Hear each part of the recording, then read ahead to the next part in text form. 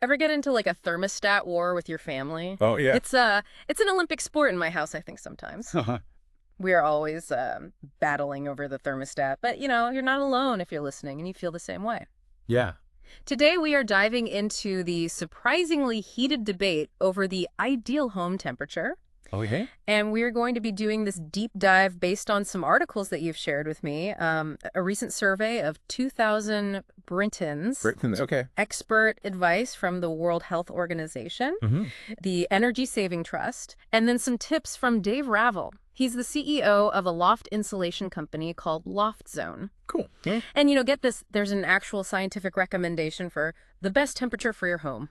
Oh, wow. And it might be a little bit chillier than you think. I am intrigued. But first, let's hear what these 2,000 Britons had to say. Okay, what's the verdict from across the pond? Well, this survey said that the ideal temperature is a cool 19.5 degrees Celsius. Okay. Or 67.1 degrees Fahrenheit. Right, but get this. A quarter of them admitted to arguing about the thermostat. Oh, really? So I don't know about you, but That sounds familiar. yeah, that's pretty common, I think. Yeah. Now, the World Health Organization suggests a slightly chillier 18 degrees Celsius Okay. or 64.4 degrees Fahrenheit for general health.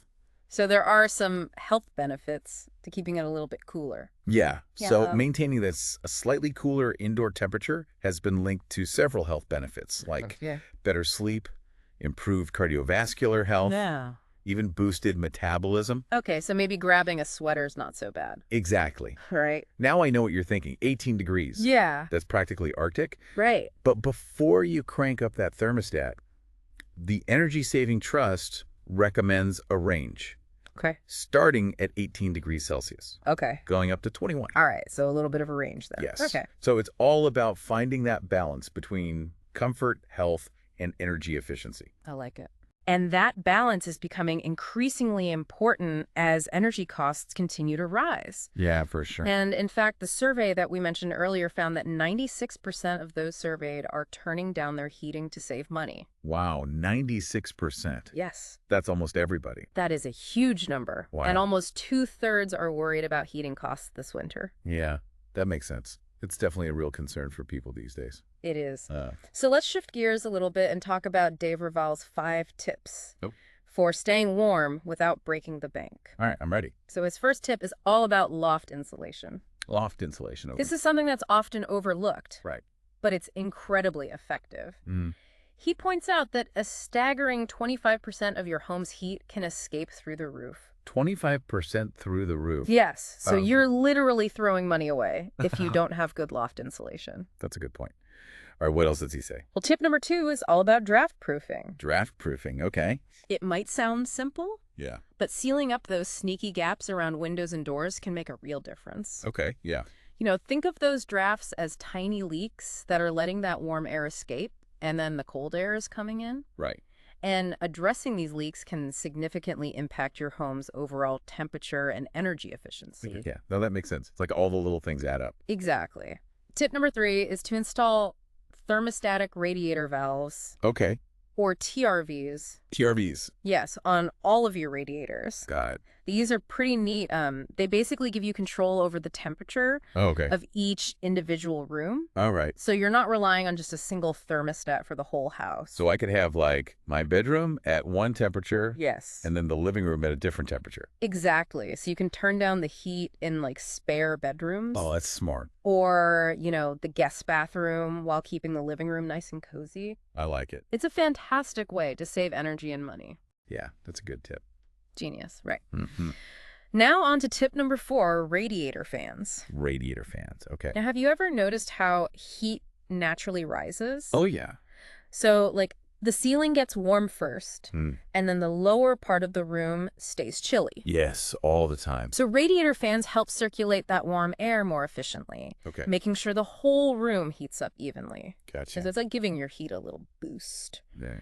Okay. And finally, Ravel emphasizes the importance of saving hot water, Okay. especially when washing up, Hmm. because water heating actually eats up a significant portion of our energy consumption. Oh, wow. I didn't realize it was that much. Yeah. So what he suggests is using a bowl or plugging the sink when you're washing dishes rather than letting the hot water run continuously. Oh, that makes sense. Right. It's a simple habit to change, but can save you a ton of water and energy over time. Okay, I like these. Simple but effective. Yes. And while we're on the topic of saving, remember that lowering your thermostat even by just 1 degree Celsius can lead to big savings on your energy bills. Oh, yeah, I've heard that. The Energy Saving Trust definitely hit the nail on the head with that one. Yeah, small change, big impact. Okay, so we've got Britons who prefer a cozy 19.5 degrees Celsius, while health experts suggest a slightly cooler 18. Right. But here's the takeaway. It's not just about finding a temperature that feels good. Yeah. It's about finding a balance between comfort, health, and energy efficiency. I like that. And that balance might look different for different people, different households, different preferences, Right. different health conditions. Exactly. Budgets, all that. And one thing is for sure, there are steps that everyone can take to improve their home's energy efficiency and save money. Yeah, absolutely. So we've covered the ideal temperature debate. Yes. We've laid out some initial energy-saving tips, but what I'm kind of curious about now is how much heat people are actually losing through their roofs. Yeah, that 25% statistic was pretty eye-opening. It really was. Yeah. Like, it made me think, why don't we all have top-notch loft insulation already? Right. It seems like a no-brainer. Yeah, and I know this sounds simple, but I'm also curious about those drafts. Yeah. How much of a difference can sealing up those gaps really make? That's a good question. I mean, those little gaps seem so insignificant. Yeah. But they can really add up. Right. In fact, it's often compared to having a hole the size of a brick in your wall. Wow, okay, that puts it into perspective. That's Yeah. a lot of heat escaping. It is. All right, so let's delve a little deeper into those TRVs. Okay. They sound like a fantastic way to customize your home's heating, Yeah, but are they expensive to install? that's a good question, yeah? Could somebody with limited DIY experience handle it? Yeah, I mean, I'm not the most handy person, Right. so I'd be curious to know that too. Well, it turns out that TRVs are generally quite affordable. Okay. And installing them is a relatively straightforward DIY project in most cases. Oh, well, that's good to know. So a lot of our listeners are probably, thinking, how can I take control of my heating, Yeah. save money without having to hire someone? Right. So this is a good option for those people. Yeah, definitely. Gives you that control, like having mini thermostats for each room. Exactly. Yeah. You can fine-tune the temperature, Yeah. avoid wasting energy on heating spaces that aren't being used. Makes sense. So it's all starting to come together. Mm-hmm. We've got the ideal temperature debate, Right. the importance of those energy-saving measures, Yeah. the fact that even small changes can make a big difference. And don't forget the financial concerns many people are facing, Right. especially as we head into the colder months. Yeah, so all of this advice is definitely relevant. Absolutely. We've talked about individual homes, but what about entire neighborhoods? Oh, interesting. Or even cities? Yeah. Could we apply these principles on a larger scale to create more energy-efficient communities? Now, that's a fascinating question. Yeah. I mean, it makes you think about how we design and build our spaces. Right. Could we create like a whole city that's designed with energy efficiency in mind? Right. It seems like there's a whole world of possibilities out there. Absolutely. That's what makes this topic so intriguing. We're not just talking about adjusting a thermostat. We're talking about, rethinking how we live in our spaces Right. in a way that prioritizes both comfort and sustainability. It's about finding that sweet spot where we can live comfortably without putting a strain on our planet or our wallets. Exactly. A delicate balance, but definitely one worth striving for. Couldn't agree more. But before we get too carried away with city-wide energy plans, Right. let's bring it back to our listeners' everyday lives. Okay. We've covered a lot of ground today, Mm-hmm. but I want to make sure everyone walks away with some actionable takeaways. All right, let's distill the essence of our conversation. Okay, so first and foremost, we've learned that there's a bit of a debate about the ideal home temperature. Right. Britons like it a little warmer. Right. 19.5 degrees Celsius. Yeah. And then, the World Health Organization, Yeah. the Energy Saving Trust, recommending a slightly cooler range. 18 to 21. Yes. Okay. But here's the key takeaway. Right. It's not just about finding a temperature that feels good. Yeah. It's about finding a balance between comfort, health, and energy efficiency. Exactly. And that balance might look different for each individual and household, Right. depending on their preferences, Right. their health condition. Exactly. Regardless of your ideal temperature, there are steps everyone can take to improve their home's energy efficiency and save money. Absolutely. Things like investing in proper loft insulation. Yeah. Sealing up those pesky drafts, and using TRVs to control the temperature of individual rooms. Yeah. And let's not forget those simple but effective tips for saving hot water, like using a bowl when washing dishes. Every little bit helps. Exactly. Every little bit helps. Yeah. I think the biggest takeaway is that even small changes can make a big difference. It's not about making drastic lifestyle overhauls. It's about making conscious choices that add up over time. And that's empowering. It is? It means we all have the power to make a positive impact. Yes. Both on our wallets and on the environment. Precisely. And that brings us to a crucial question. Okay. What steps are you willing to take to make your home more energy efficient? That is a question worth pondering. It is. We've explored the science, the expert recommendations, even some practical tips. Right. But ultimately, it's up to each individual to decide what works best for them. That's the beauty of knowledge. Yeah. It empowers us to make informed decisions. Couldn't have said it better myself. But as always, there's more to explore. Oh, there's always more. We've touched upon the individual level. But what about the bigger picture? Right. How can we apply these principles to create more sustainable communities and cities? Excellent question for part 2 of our deep dive. Yeah. We'll delve into the fascinating world of urban planning Can't wait. and explore how innovative designs and technologies are shaping the cities of the future. Stay tuned. Yeah. You know, it's fascinating to think about how cultural norms can influence, like, what we consider a comfortable temperature. Yeah. You know, what might feel perfectly cozy in one country Right. could be seen as unbearably cold or hot somewhere else. You're absolutely right. And I remember reading that people in Scandinavian countries tend to prefer Yeah. cooler indoor temperatures than Yeah. those living in more tropical regions. Makes sense. So it really highlights how much our perception of comfort is shaped by our environment For sure. and what we're used to. Yeah, and it's not just about cultural preferences either. Right. The climate you live in, the way your house is built, Yeah. can have a huge impact on how much heating you need. Right. A well-insulated home in a mild climate might need very little heating Right. compared to like a drafty house in a colder region. Yeah, that makes a lot of sense. Yeah. It's really about finding the right approach Mm-hmm. for your specific circumstances. For sure. There's no one-size-fits-all solution Right. when it comes to home heating. I totally agree. And that brings us back to the importance of personalized approaches. Yeah. You know, what works for one household might not be suitable for another. Right. So it's about striking that perfect balance between comfort, affordability, and sustainability. And speaking of sustainability, Yeah. I think it's worth emphasizing that energy efficiency isn't just about saving money. Right. It's also about reducing our environmental impact. Absolutely. By using less energy, we reduce our reliance on fossil fuels, Right. which in turn helps combat climate change. Yeah. So it's a win-win situation. Right. We save money, shrink our carbon footprint, Yeah. and help create a healthier planet. Now you're talking, Yeah. it's about taking those individual actions Right. and seeing how they can contribute to a larger solution. Exactly. Imagine if we could scale up these efforts and create entire neighborhoods, even cities designed with energy efficiency in mind. Now that's an exciting thought. Right. Imagine a city full of buildings designed to maximize natural light, Right. ventilation, Rah. cutting down on the need for artificial lighting, Yeah. air conditioning. Think about green spaces, Right. urban forests, Yeah. helping to regulate temperatures, Yeah. create a more pleasant urban environment. And let's not forget about renewable energy sources, like solar panels. Oh, yeah. Imagine a rooftops covered in solar panels, harnessing the power of the sun to power our homes and businesses. The possibilities are truly inspiring, and we're already seeing some of these ideas being put into practice in cities around the world. That's encouraging. It is. Seems like we're slowly but surely moving in the right direction. Progress often takes time, Yeah.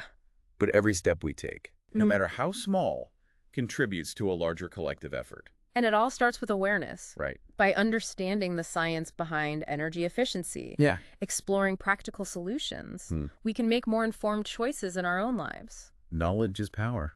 It is. And in this case, it's the power to create a more sustainable and comfortable future for everyone. Okay, so we've been dreaming big. Yeah. But let's bring it back down to earth for a moment. Okay. What are some concrete steps our listeners can take today to make their homes more energy efficient? Right.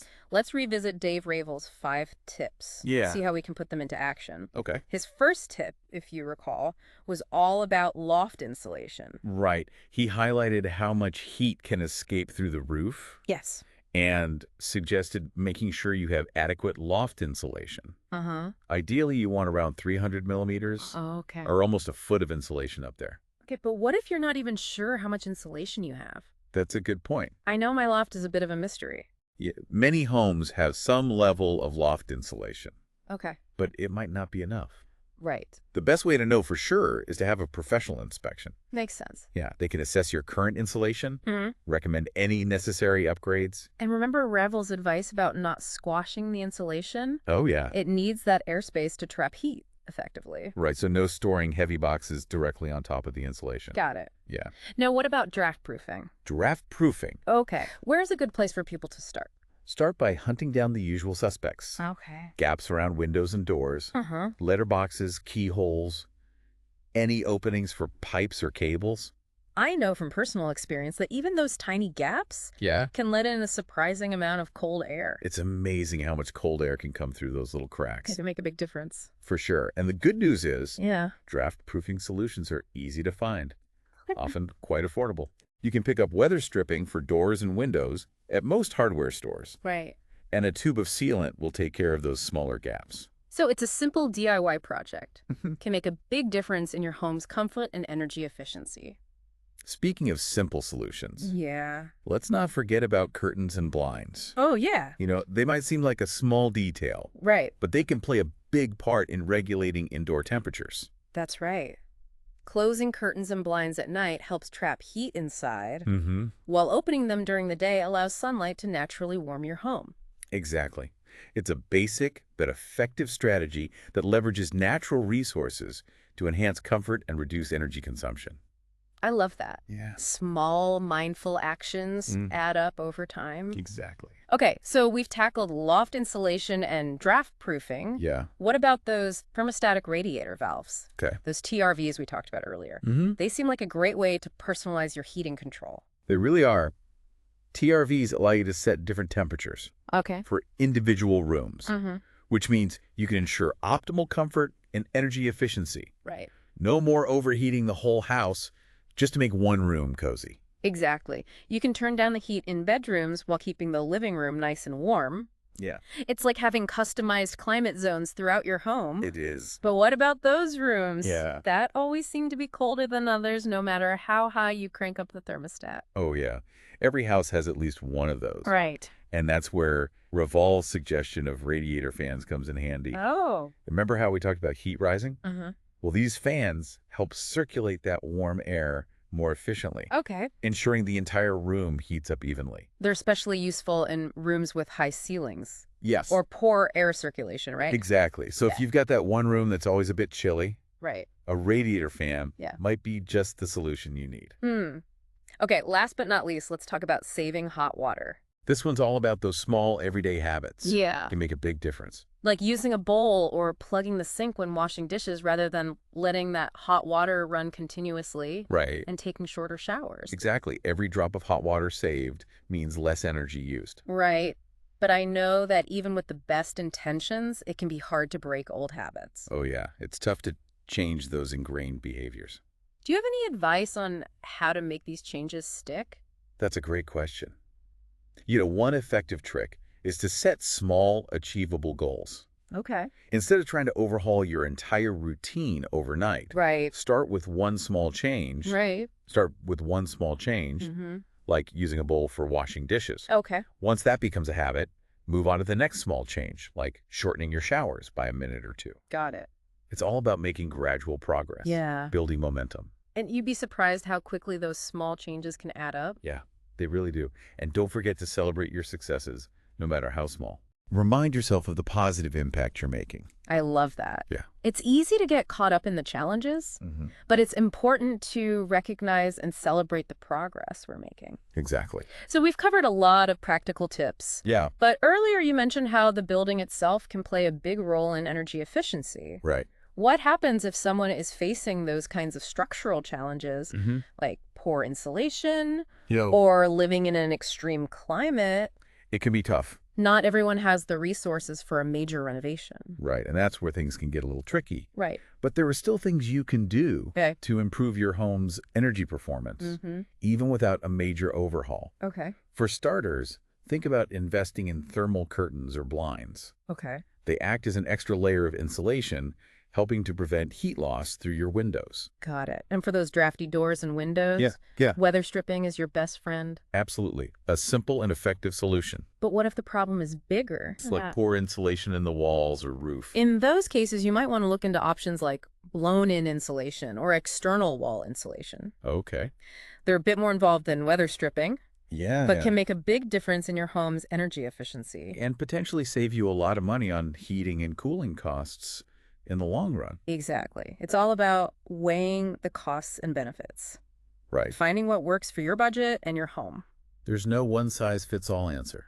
Right. Every home is different. Right. Every homeowner's needs are unique. Exactly. That's why it's important to do your research. Yeah. Explore different options. Seek professional advice when needed. Speaking of professional advice, let's talk about how people can find reputable professionals to help them navigate these complex decisions. Yeah, that's a great segue into our next segment. It is. So stay tuned as we delve into the world of energy auditors. Okay. Contractors and other experts who can guide you on your path to a more energy efficient home.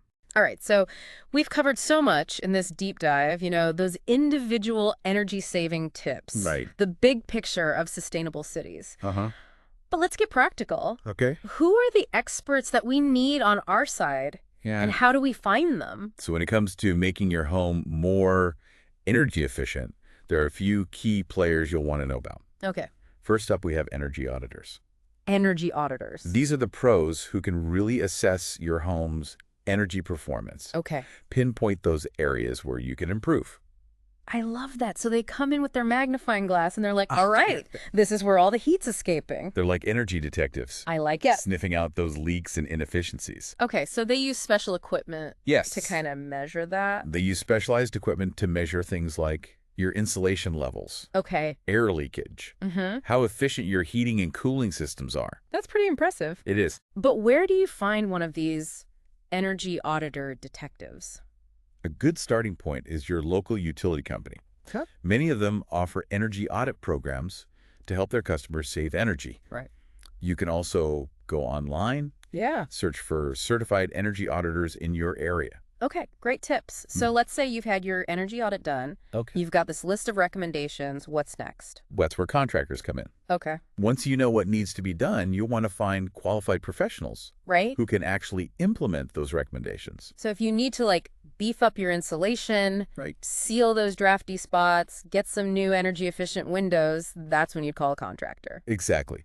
But it's important to choose contractors who specialize in energy efficiency. Right, of course. And have a good track record. So what are some things that our listeners should look for to make sure they're getting the right people? Keep an eye out for certifications and accreditations from organizations like the Building Performance Institute or BPI. Okay. And the Residential Energy Services Network or ResNet. Got it.